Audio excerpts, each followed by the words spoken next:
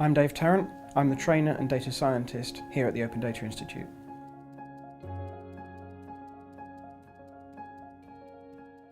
So the format of open data refers to how that data is made available and understandable for both humans and machines. And as well as considering the format, it's also critical to consider the structure of the data and also how it is delivered to the users. So choosing the right format is critical to maintain the usability and the access. And there are three main characteristics. You choose the format, the structure, and its delivery mechanism. So when choosing the format, the most reusable format is likely to be that in which it is already managed and used. This will be closest to that context in how it's used currently, but this format might not be the most widely available and widely understood, so it may be necessary to publish in a format like CSV in addition to that other format. So as you can see, you should also consider publishing in a number of different formats and also be prepared for any particular format's obsolescence.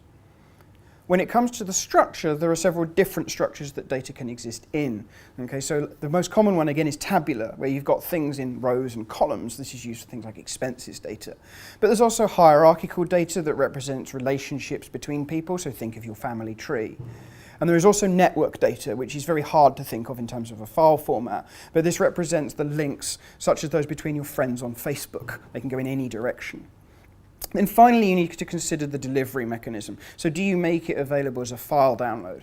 And if you do, you should carefully consider the size so that it's easy to download quickly and it's not going to take a long time. The frequency at which it's updated, so does it need to be updated regularly, monthly?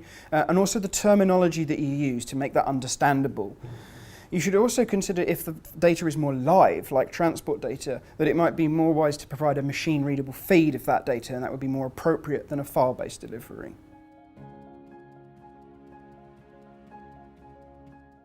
So we encourage the broadest range of formats, structures, and delivery mechanisms of data to be used. But core to all of these is the CSV format, the most commonly used open data format online. Beyond CSV, when deciding other formats, structures, and delivery mechanisms, it is critical to engage users and for users to engage providers of data. This saves both parties a lot of time.